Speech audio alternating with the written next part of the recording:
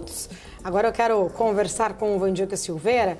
Vandica, uma grande expectativa aí, inclusive, para a apresentação mais tarde do relatório de despesas e receitas do governo. A gente já viu aquele anúncio na semana passada ali de contingenciamento, bloqueio de 15 bilhões de reais. Muitos especialistas colocando que, de fato, traz uma sinalização de uma preocupação, de fato, uma busca ali da equipe econômica em trazer este equilíbrio fiscal, mas ainda não o suficiente. Este final de semana, Lula até falou que está preocupado em cumprir ali, de fato, em não deixar a inflação desancorar, mas ele foi muito categórico em falar que não vai mexer em relação ao indexador ali do salário mínimo para os beneficiados da Previdência Social. Hoje, até eu falei mais cedo, né, a gente viu um artigo da revista britânica The Economist falando que com Lula o Brasil caminha ali no lado selvagem da economia. Concorda? 120%. Lula tem uma economia política, ou, aliás, uma política econômica altamente perdulária, focada em projetos populistas que tem a condição de aumentar o PIB temporariamente de curto prazo e depois, normalmente, termina em tragédia.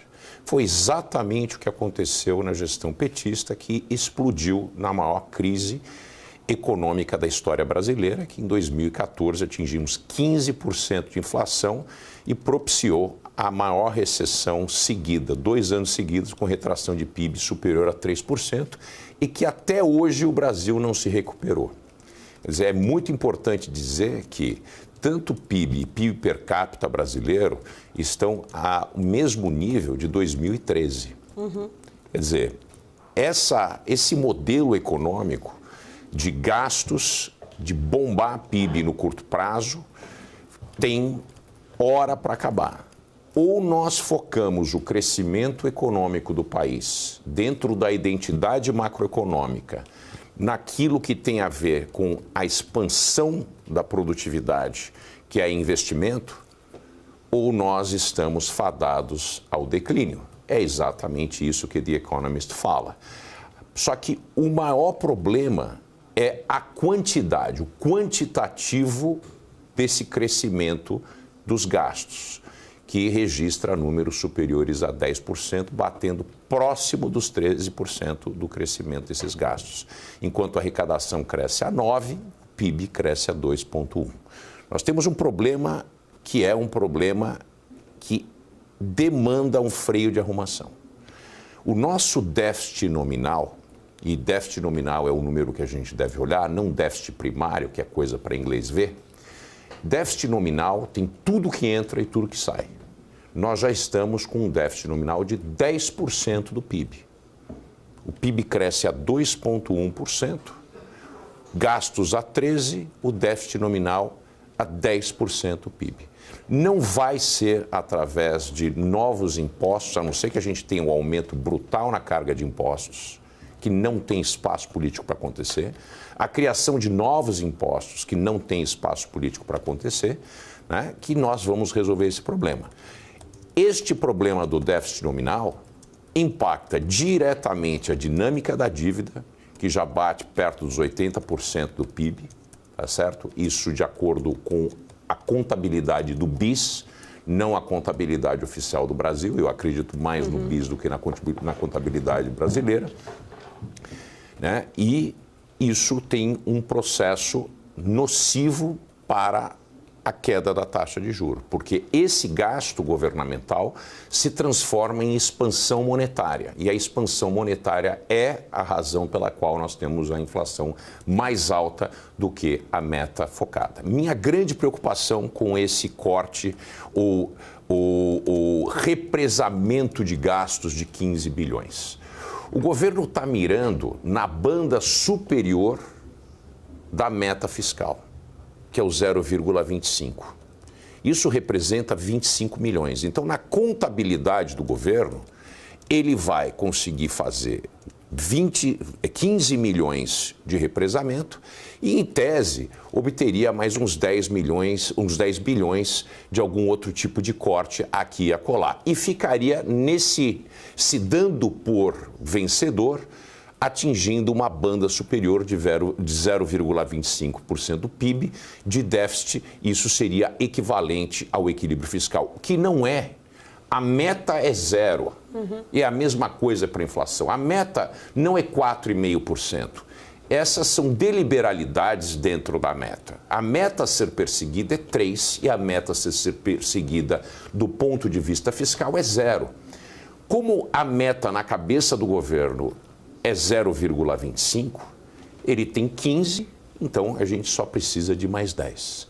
A minha preocupação é que esses gastos vão aumentar com as pressões políticas eleitorais deste ano e já a preparação para 2026. Esses gastos residuais vão escorrer por entre os dedos do governo, por muita pressão política, emendas, etc. E nós vamos chegar a estourar essa meta fiscal em muito mais do que 0,25% do PIB.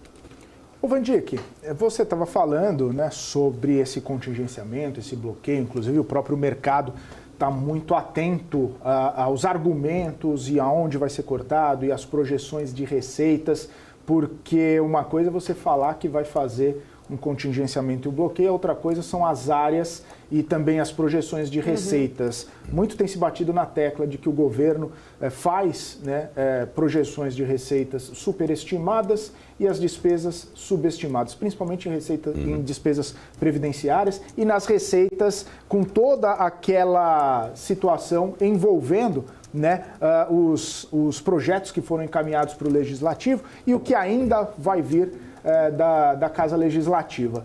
Na sua visão, nesse relatório, identificar essas receitas superestimadas pode fazer com que o mercado tenha uma reação muito ruim, porque o Haddad tentou fazer ou segurar um pouco das especulações ao providenciar ali o anúncio do contingenciamento. Agora, de onde vão vir os contingenciamentos e como estão projetadas as receitas, isso o mercado pode ficar um pouco mais avesso, pode tirar um pouco o pé, inclusive, nessa fé, nesse voto de confiança com o ministro?